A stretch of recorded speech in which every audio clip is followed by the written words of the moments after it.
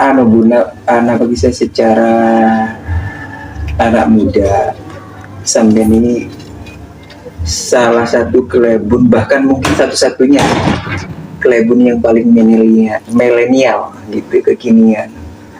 Dan memang kan Cepon sampean bisa harus mengikuti tren. Trennya sekarang media sosial sip. Kalau pilihannya kenapa media sosial, sebenarnya akses yang paling mudah untuk menyampaikan informasi tentang desa, tentang yang dilakukan oleh desa, ya hanya dengan media sosial. Dari 7.369 jiwa di desa Labuan, tidak mungkin kita satu persatu menyampaikan inilah yang kita lakukan, inilah yang kita lakukan. Maka dengan media sosial, sekali kita menyampaikan sudah ribuan orang bisa nonton. Betul sekali. Itu salah satu upaya yang bisa kita lakukan, dan kita menyampaikan inilah yang sudah kita lakukan. Kira-kira kalau Pak Lurahnya di usia di atas 50, kira-kira bisa nggak ya punya akun media? Kira-kira Bisa juga. maksudnya kira-kira mau nggak ya punya akun media sosial ya? Mestinya mau, karena dengan begitu kan gini loh sebenarnya. Ada banyak pertanyaan dari masyarakat. Kalau istilah bahasa Madura, jual apa kelebihan, ada online di sana. Ya karena memang sebenarnya masyarakat tidak tahu apa yang kelebihannya lakukan. Nah, kenapa tidak tahu? Karena memang tidak diberikan informasi. Ketika ada media sosial, ya dengan itu kita menyampaikan. Saya sudah bangun ini, saya sudah lakukan ini. Nggak harus kita menyampaikan ke mereka satu persatu. Terus gimana Bun tentang itu podcastnya kok nggak pernah muncul ya sekarang? Podcast itu kan lebih kepada ini, saya pengen mengangkat teman-teman atau orang-orang yang memang punya punya nalar tinggi, kita ajak untuk podcast. Sementara kita kan targetnya mau menyampaikan tentang desa. Kalau podcast itu kan lebih kepada saya pribadi. Kalau saya pribadi kan nomor 2 dulu, yang penting desa kita angkat dulu. Berarti podcastnya sebenarnya masih tetap ada ya, cuma masih divakumkan gitu ya? Divakumkan juga enggak, tapi tidak diprioritaskan. Kami lebih memprioritaskan akun-akun desa. Padahal kami itu di media sosial sebagai salah satu penggemar dari Pak Lurah itu menunggu mana karya podcastnya Pak Lurah yang terbaru ini kok nggak ada. Ya mohon maaf karena gini loh, di 1 tahun terakhir, kurang lebih 1 tahun terakhir lah, podcast Maibuntu belum update. Itu karena kami lebih fokus dan maksimal di kegiatan-kegiatan desa. Kecuali memang ada waktu luang, ya kita ngajak ngobrol gitu. Karena kalau podcast itu topiknya kan umum, temanya umum, dan kalau umum itu belum tentu ini diterima oleh warga desa Labuan. Mungkin ya sebatas kegiatan saja, tapi kalau kegiatan desa yang harus kita prioritaskan, karena bagi saya 1, 2, 3, 4 mau jalan 5 tahun ini, ya saya punya tanggung jawab untuk bangun desa. Itu yang harus saya prioritaskan. Boleh tahu nggak Bun, suka dukanya menjadi seorang kepala desa apalagi masih usia muda? Ini nih pertanyaan yang sering saya dengar. Kalau orang berpikirnya jadi kepala desa itu kan senang. Justru saya menganggapnya iya memang. Saya sukanya jadi kepala desa itu. Sebelum saya jadi kepala desa kan saya aktivis sosial. Kalau orang butuh bantuan, orang sakit butuh bantuan, ya kita antar. Orang butuh bikin proposal, kita bikinin. Orang mau mengadakan kegiatan sunat massal, makanya kita bikinin proposal, kita ajukan. Nah, sukanya jadi kepala desa, kalau ada warga desa Labuan misalnya mengadakan kegiatan, kita punya anggaran, kita punya kebijakan, kita tanda tangan sendiri, kita bantu sendiri dengan uang itu sukanya. Jadi kalau kita mau bantu orang, kita tidak usah pusing-pusing nyari anggaran duluan. Dengan anggaran desa inilah, sepanjang anggaran itu cukup, itu sukanya. Kalau dukanya mungkin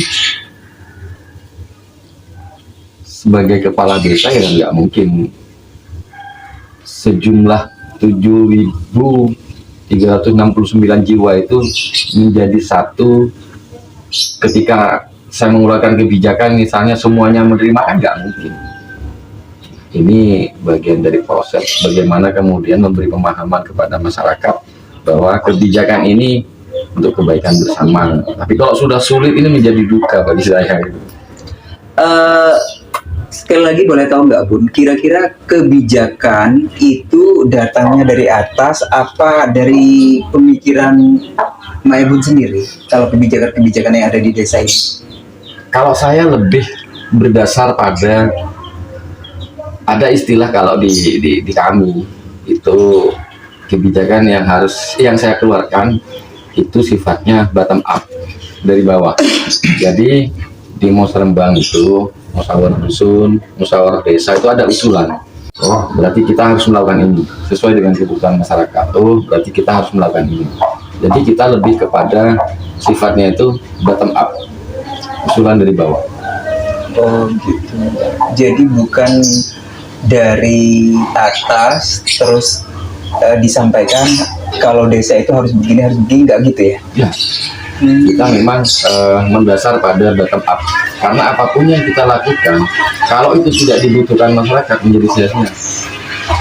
Maka yang kita lakukan yang dibutuhkan masyarakat, sehingga apapun kebijakan yang harus kita lakukan itu sudah berdasarkan kebutuhan masyarakat. Maka sifatnya bottom up melalui musdus, musyawarah dusun, terus musdes, musyawarah desa.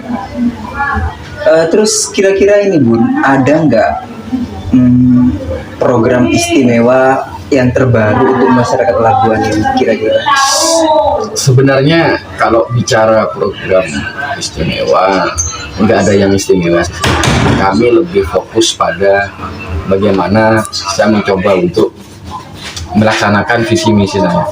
Visi misi yang tertuang dalam manis, Labuhan Manis. Itu kan ada Labuhan Manis di belakang.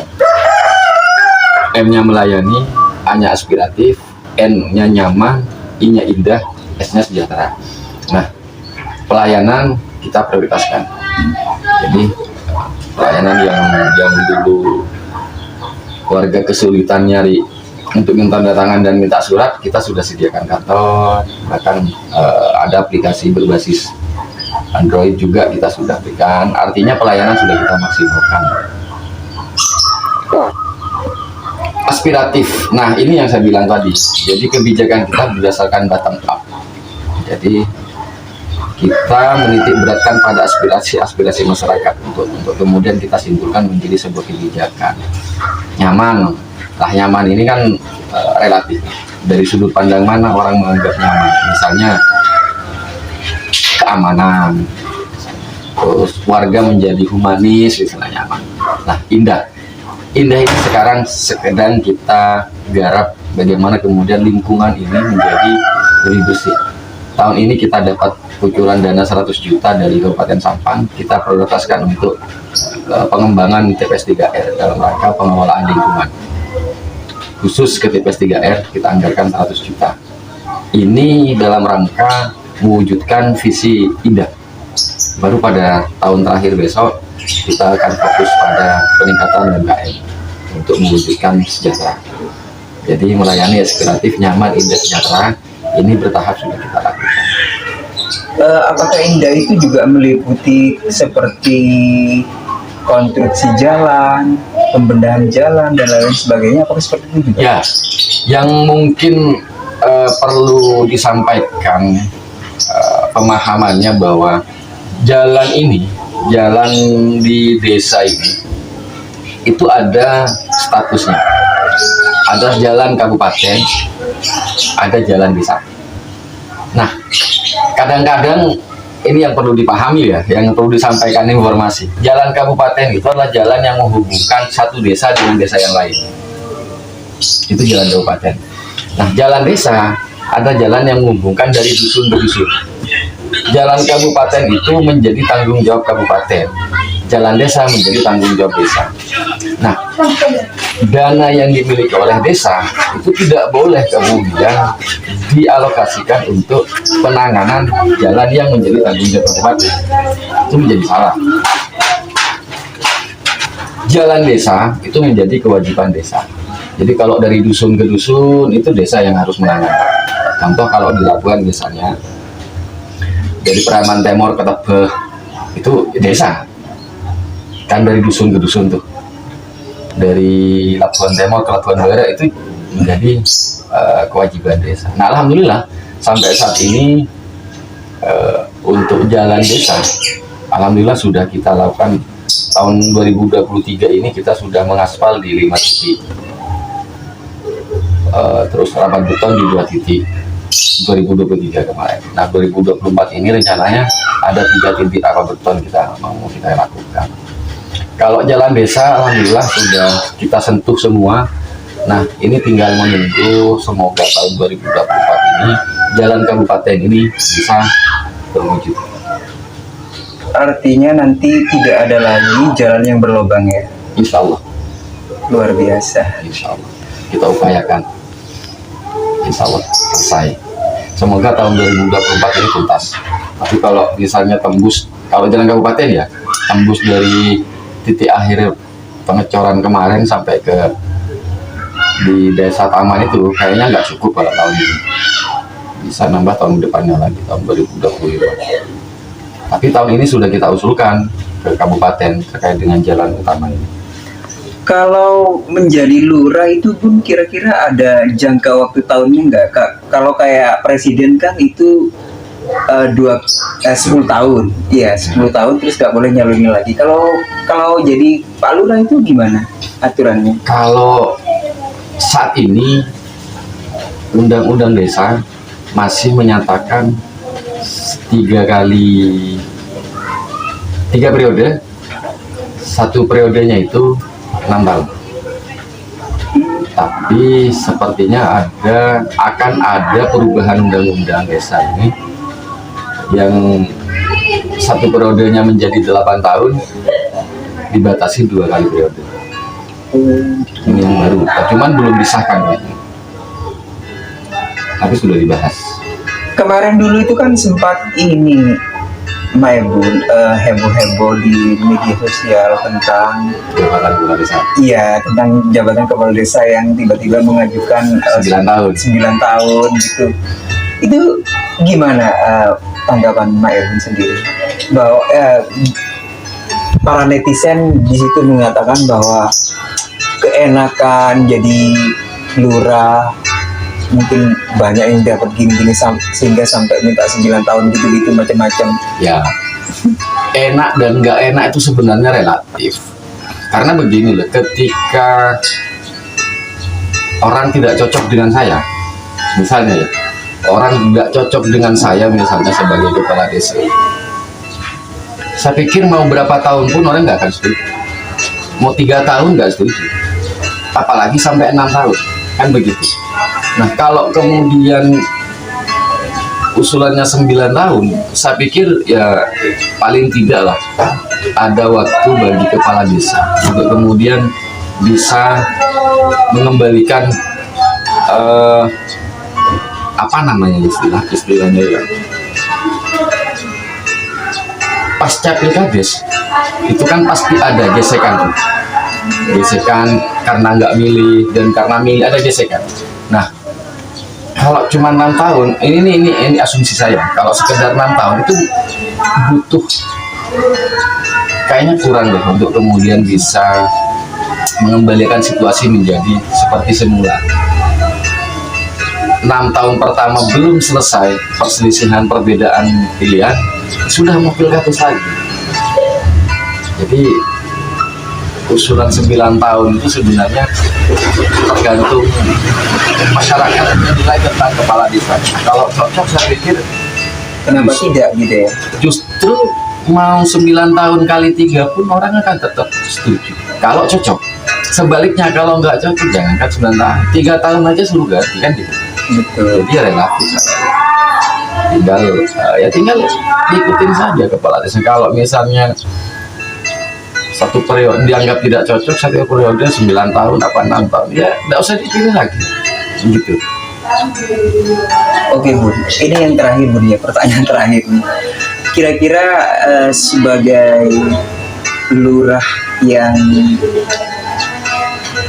terkenal sebagai lurah muda dan milenial, kira-kira cita-cita Mbak Ebun terhadap anak-anak muda Labuan ini seperti apa ke depannya? Ya. Kira-kira punya gambarannya enggak? Kalau kami berharap sebenarnya pemuda di desa itu harus ngambil peran. Pemuda di desa harus ngambil peran dalam rangka pembangunan desanya. Ini saya sebenarnya merasa apa ya? Merasa karena saya orang sini asli, orang Labuan asli, dan saya menjadi kepala desa itu bukan pendatang gitu. Artinya kewajiban untuk membangun desa itu sebenarnya kan bukan kewajiban saya, tapi kewajiban semua warga desa Labuan. Hanya saja kebetulan saya yang menjadi fasilitator. Jadi fasilitator warga. Contoh misalnya, kenapa saya bilang tadi bottom up. Ketika warga butuh perbaikan jalan misalnya, ini sebenarnya kan menjadi kewajiban mereka. Tapi karena mereka bayar pajak ke negara, saya sebagai kepala desa, saya fasilitator. Saya memfasilitasi keinginan warga bagaimana negara mau membangun jalan ini melalui dana desa. Nah, karena negara ini kan negara dalam skala kecil, desa.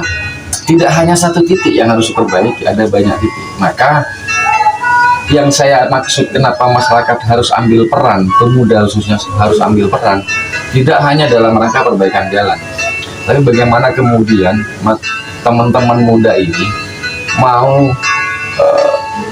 berkreasi membangun desanya.